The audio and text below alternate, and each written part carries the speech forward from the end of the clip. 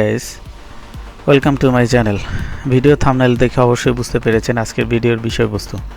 আমরা যারা কম্পিউটার ব্যবহার করে থাকি তারা দীর্ঘদিন যাবৎ একই কম্পিউটার সেটিং বা একই লুকে দেখতে আমাদের অনেকটা বোরিং লাগে। এই সমস্যার সমাধান নিয়ে আমি আপনাদের মাঝে হাজির হয়েছি। আমরা এই ভিডিওতে দেখব কিভাবে আমাদের পুরাতন কম্পিউটারকে নতুন লুকে দেখা যায়, অর্থাৎ নতুন রিলিজকৃত মাইক্রোসফটের সারফেস 2024 লুক দেওয়া যায়। সো কথা না বাড়িয়ে মূল ভিডিওতে প্রবেশ করি। ভিডিওটি না টেনে শেষ পর্যন্ত দেখবেন। ভালো লাগলে লাইক, সাবস্ক্রাইব করে বেল আইকনটি অন করে দিবেন। ডেস্কটপ থেকে যে কোনো ব্রাউজার ওপেন করব এবং সার্চে গিয়ে আমরা লিখব 4K ওয়ালপেপারস। লিঙ্কটি ডেসক্রিপশন বক্সে দেওয়া থাকবে। পরবর্তী ওয়েবসাইটে নিয়ে যাবে এবং এখানে মাইক্রোসফট সারফেস 4K ওয়ালপেপারস দেখাবে। আপনার যেটি ভালো লাগে সেটি আপনি ডাউনলোড করে নেবেন। আমি এটি করে নিলাম। ডাউনলোড হয়ে গেলে আমরা ডাউনলোড ফোল্ডারে যাব এবং সেখান থেকে ওয়ালপেপারটি সেট অ্যাজ ব্যাকগ্রাউন্ড, অর্থাৎ ব্যাকগ্রাউন্ড ইমেজ হিসেবে আমরা সেট করে নিব।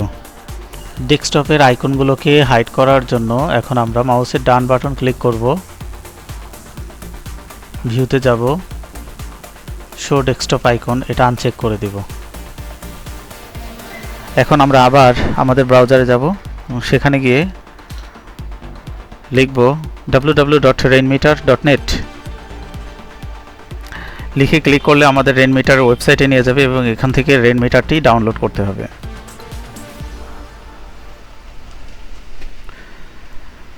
ডাউনলোড হয়ে গেলে আমরা আবার ডাউনলোড ফোল্ডারে গিয়ে রেইনমিটারটি ইনস্টল করে নিব। রেইনমিটারটি ইনস্টল হয়ে গেলে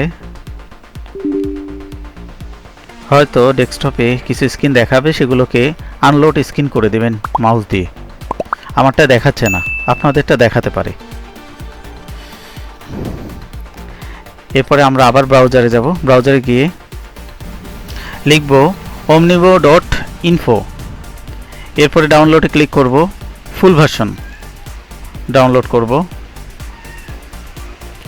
ডাউনলোড কমপ্লিট হয়ে গেলে আমরা আবার ডাউনলোড ফোল্ডারে যাব। ডাউনলোড ফোল্ডারে গিয়ে ফাইলটি আনজিপ করব এক্সট্রাক্ট করে, এক্সট্রাক্ট অল।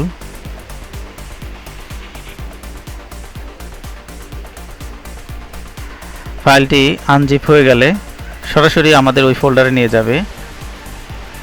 সেখান থেকে আমরা অমনিমো যে স্ক্রিনটি আছে সেটা ইনস্টল করব। অ্যাপ্লাইকে আনচেক করে দিব, আনচেক, ইনস্টল।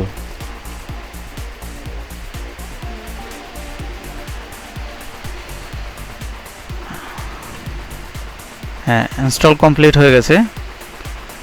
আমরা আবার ব্রাউজারে যাব এবং সার্চে একটি গুগল ড্রাইভের ফাইলে সারফেস ফাইলের লিঙ্ক পেস্ট করব এবং সেখান থেকে ডাউনলোড করব। ডাউনলোড কমপ্লিট হয়ে গেছে। এখন আমরা আবার ডাউনলোড ফোল্ডারে যাব। এবার এখান থেকে আমরা এটাকে এক্সট্রাক্ট করব।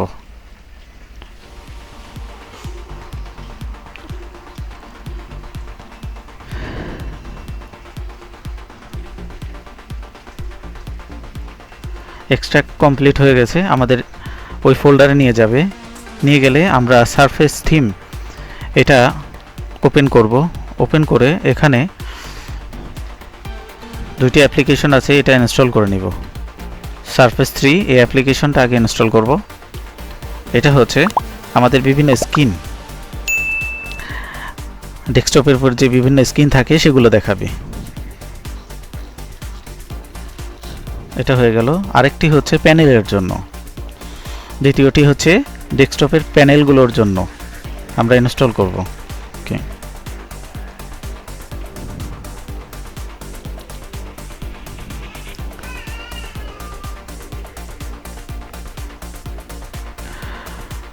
হ্যাঁ, এই প্যানেলগুলো দেখাচ্ছে। আমাদের ডাউনলোড এবং ইনস্টলের কাজ কমপ্লিট।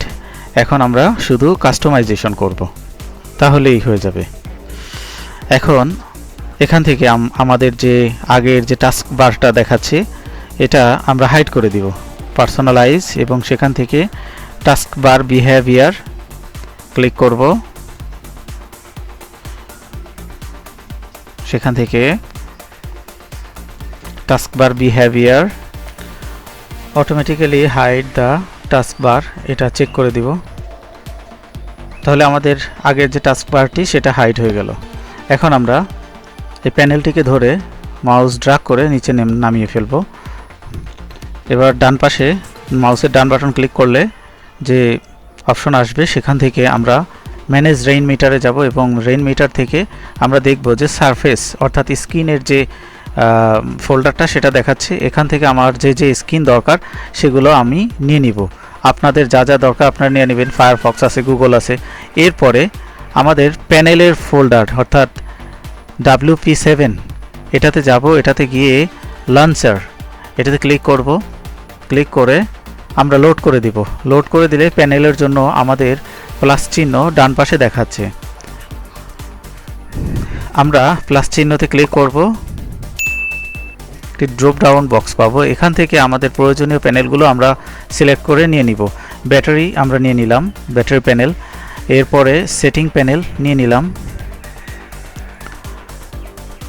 এরপর ডিজিটাল ক্লক নিয়ে নিলাম। এরপরে আমরা টেক্সট আইটেমসে যাব, ক্লিক করব এবং এখান থেকে ওয়েদার প্যানেলটা আমরা সিলেক্ট করে নিয়ে নিব। এখন আমরা দেখতে পাচ্ছি যে আমাদের প্যানেলের যে সাইজটা বা যে লুকটা এটা আমরা একটু চেঞ্জ করে নিব অল্টারনেটিভ দিয়ে। প্যানেলের উপর মাউস রেখে ডান বাটন ক্লিক করে অল্টারনেটিভ সিলেক্ট করব। অল্টারনেটিভ। এখন প্যানেলের ব্যাকগ্রাউন্ড যে কালারটা আছে ওই অপাসিটিটা আমরা প্যানেল অপাসিটি আমরা 0 করে দেব। 0 করে দিলে আমাদের ব্যাকগ্রাউন্ড যে কালারটা সেটা আর দেখাবে না। আপনাদের প্রয়োজনীয় লিঙ্কগুলো সব ডেসক্রিপশন বক্সে দেওয়া আছে। ওয়েদার প্যানেলটি সাইজ একটু ছোট করে দিব। ঘড়ির যে প্যানেলটি আছে সেটাকে একটু বড় করে দিব। এটা 250 রেখে দিই। এগুলো গড়ে 100 রেখে দিই। আপনার প্রয়োজন অনুযায়ী আপনি এটাকে কাস্টমাইজ করে নেবেন। এখানে রয়েছে ব্যাপক কাস্টমাইজেশনের সুবিধা। আপনি আপনার লুকটা কেমন দেখাতে চাচ্ছেন, অর্থাৎ আপনার ডেস্কটপের লুকটা কেমন দেখাতে চাচ্ছেন সেটা আপনার কাস্টমাইজেশনের উপরে ডিপেন্ড করবে। এটা আমরা আনলোড স্ক্রিন করে দিলাম। Unload screen, unload screen. Okay, এই ছিল